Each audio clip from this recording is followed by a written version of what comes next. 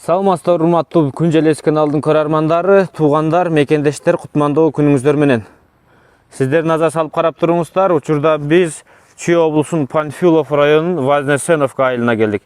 Мына ушул айылда 2 жылдан ашык убакыттан бери бир агабыз арашан койлору менен алектенип жатыптыр. Биз дагы сиздерге келип көрсөтөлү деп чечтик. Анда эмесе сиздер дагы сандан сапатка өтүп, мына ушул агабыздан пайдалуу кеңештерди алып бергенге аракет кылабыз. Сиздер дагы ушундай арашан койлорду кармоого чакырабыз. Келиңиздер. Табылды байкебиз бул жакта. Токтошбаев табылды агабыз. Азыр менин жанымда. Азыр койлоруну бир рет көрөбүз. Бул жакта 2 жаш, 1,5 жаштагы кочкорлору бар экен. Мына ушулар сатылат экен, 2 кочкорлор. Мына майда 2ге чыгат. Тиги февралда 2ге чыгат. Вавануштун балдары. Вавануш экөө тең. Вавануштун балдары. Вавануш деген кочкордун балдары экен, экөөсү тең. Турушун караңыздар ай. Ого. Мына койлор. Табылды байке, сизде канча туар кой бар эми? Азыркы күндө 25 туар кой бар. Сизде? Сиздики жалаң тазалангандарбы? Эми буйруса акырындан тазалап келатабыз, ошо мейнет кылып аракет кылып атабыз тазасына өткөнгө. Кудай буйруса. Дагы бир кочкор жүрөт го бул жакта? Бул бала кочкор кличка БТР. Могу, Бишкектеги Болот байкедеги Закаттын баласы. Быйыл ушуну салдым койго. Кийинки жылы туулат да буйруса. Буйруса мына февралда ушундан косулар түшөт. Буга чейин козулар түшкөнүн көргөнсүзбү же? Буларды уже пробный бир косу алып, уже текшерип көрдүм. Ошон үчүн кошуп атам быйыл. Бер айдап коюңузчу. Көлөкөгө туруп калды койлор. Мына ушул бери келгенче анча-мынча суроо берейин. Эми сиз бул Кара Балта шаарына жакынкы жер да бул. Кароо стили кандай сизде? Кандай? Кароо стили кандай жерде кармайсыз? Жайлоого айдайсызбы же жайытка жаясызбы? Жайлоого чыкпайт. Мына жайдыр ушул өзүм айылыма эле чакан жаям. Элге да кошпойм. Өзүмчө эле ошол жерде жайлам. Кышында 2 ай 3 ай чөптө турат үйдө. Туу убагында. 2-3 ай болгон. 2-3 ай колго кармайм. Калган мезгилде жалаң жайытта. Жайытта. Азыр мына жайыттагы эмеси. Быйыл эми күн ысык болду. Бир аз койлор ба эти тола албай аргыраак болуп турат да быйылкы азыркы убакытта. Быйыл канча коз алдыңыз сиз негизи? Былтыр жазда туарым быйылкы жазда 20 кой болчу. 20 коз алдым. 100%. 100%га. Сатып бердиңизби калгандарын? Сатылды, мыйда азыр 2-3 жүрөт быйылкы косудан. Калган ошо керек болуп сатылып кетти косулар. Тиги 2 Вавануштун балдары былтыркы косуларданбы? Былтыркылар. Өзүңүздүн койлордун балдары? Өстүн койдун косулары. Чоң экен булар? Вавануш. Вавануштун балдары экен. Экстерьер. Буларды эмеле сатыкка койдуңуз да 2 кочкорду? Сатыкка чыгардым быйыл. Мындай кылалы, сизде эле 2,5 жылдан өтүптүр да. Февралда 2 жыл толду да, мына 3-жылга кетип баратат Кудай буйруса. Мурун кой кармайт белеңиз? Мурунку мындай эле жайдар койлор болчу. Кантип өттүңүз эми буга? Кыйын болбоду башында кочкор издеп табуу, кочкор кымбатчылык болду дегенде? Кыйын эле болду. Башында быстымларды алып баштаганда 19-20 миң деген бул кыйын эле болчу. Чарба койлор 5 миңден сатып, ошо 19 миңден алдын алып баштагам. Эми 2 кой бул койлордун кармаганын айырмасы кандай экен илгерки жайдар койго караганда? Мунуку эми мурункудан 100 баш айдаганча мындан 30 айдасаң ошол прибыльди аласың да. Демек козудан. Козу менен. Быйыл эми сыр болбосо, кайсы козу кочкор дебей эле коелу? Быйыл козу кочкорлордун саттыңыз да? Сатылды. Эң алдыны канчага берип салдыңыз? Козу кочкор. Мына четте турган чоң сары жоон кой турбойбу? Мого, мына. Т деген маткасы бар. Эмблемасы бар. Козусу мына 140-ка кетти алдыңкы. Мына ушул, Кайсы мезгилде саттыңыз эми аны? Где-то июнь айында кетти. Жаш эле сатып бердиңиз? 3,5 айында сатылды. Көрдүңүздөр да эми. Эми мында көбөйтөйүн деген ниеттер барбы сизде? Бар, буйруса мына кийинки муундарга, балдарга ушуну айтып көрсөтүп, айылдагыларга да айтып кызыктырып отурбуз. Мындай койдон 100 айдаганча 20-30 айдагыла да аракет кылып, элге да айтып атабыз, кылгыла. Жайдары койдон 100 кармаганча деп. Ооба, жем чөбү да расход асыраак. Жем 100кө жем чөбүн чыгарып бакканча 30ту баккан пайдалуу деп эсептейм да. Ошондо сандан сапатка өткүлө дейсиз. Сапатка өтүү керек. Ана мындай да көптөр чоң кой экен, көп жеп коет дейт. Анан сиз мисалы мына ушуларга эми 2-3 ай жайында кармадым дедиңиз.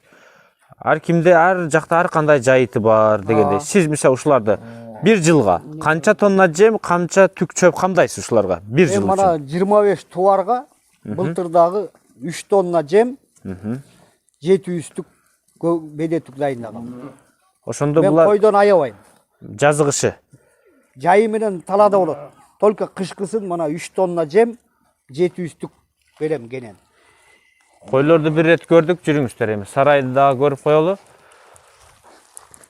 Канча эми жылда эле сиз кочкорлорду кандай тандайсыз? Линиясы бар атактуу кочкор коесузбу же мүмкүнчүлүк болбой калганда мындайында коюп сала бересизби? Эми мурдагы жылы жаңы баштаган жылы берде Өсүттүн айылда Кенжебек деген бар. Ошонун Бабанович кочкорун алып салгам.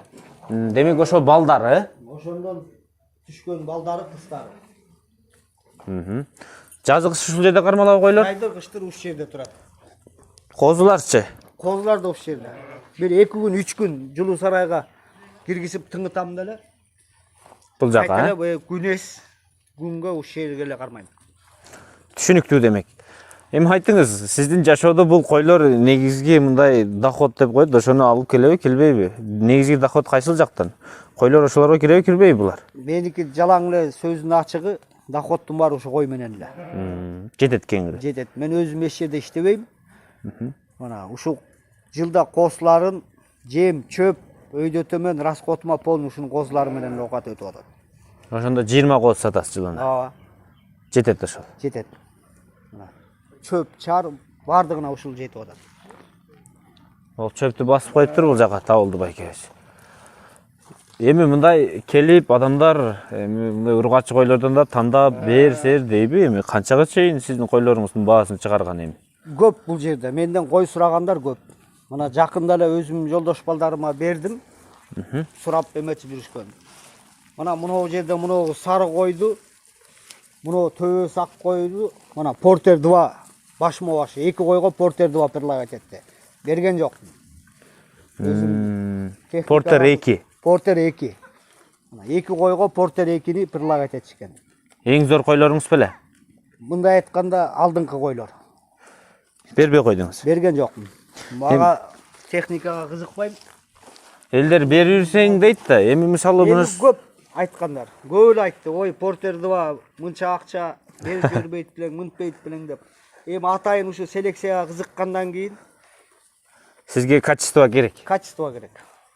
Балким ал 2 портерден 2-3тү келтире турган козун да тууп салышы мүмкүн. Мүмкүн Кудайдан буйруп бир жакшы коз түшүп калса, портер 2дан мыктысын келип калат да. Демек жакшы кылыпсыз анда. Сапатка өтөйүн депсиз да. Качественный 2 койду бербей коюпсуз ошондо. Берген жокмун. Түшүнүктүү туугандар. Балдар баары билет. Ортодо көөлөр бар. Азыр- Портер 2га берген эмесмин. Сиз да эми тандап атасызбы эми куйругуну, желке, бул кулактарыны, көкүрөктөрүн тандап коюп атасыз да? Эми ал жагын башында билбестиктен көп болгон. Мындан чоң койлор бар болчу, жоон, мындан да чоң койлор. Бир аз арашан породага кулактары келишпей алгандан алардын баарын берип, жалаң ушу койлорду тамдап алып калдым өзүм. Демек сизде азыр эталонго баары жооп берет. Булар азыр эми бойлору бир аз жапсырак болгону менен косу берген койлор. Бирок бул чоң койлоруңуз жапсырак экен эми. Чем өзүңүздүн сарайыңызга караганда. Бирок бул базарга барсаң мындай кой редко табасың. Мисалы 80ден өйдө жогору. 80ден жогору.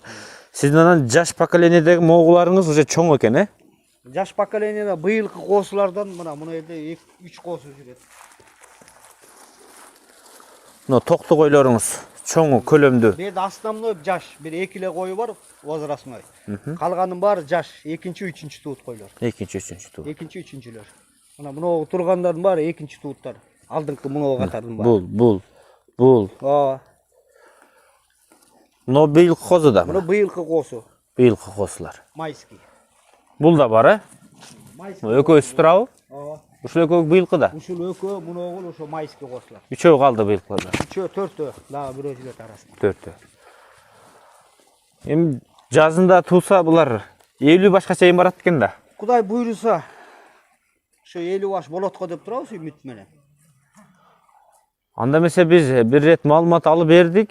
Сиздер да карап көрүңүздөр. Мурунку койлорду ошондо жок кылдыңыз да толугу менен. Мурунку койлор толугу менен жок болду. Мен бир аралап көрсөтөмүн. Экран астында номерлерге байланышып көрүңүздөр.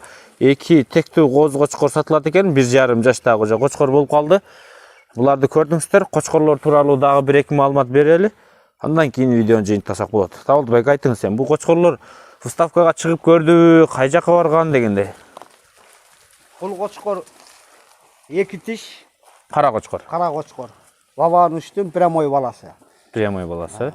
Баткенге барып 2 тиш жагынан экинчи орун алды салмагы менен. Салмагы менен. Салмагы менен. Канча салмак жоготту Баткенге жеткенге чейин? Канча суткада жетти? Бир сутка жол жүрдүк. 12 килограмм вес ыргытты. 12 килограмм, э?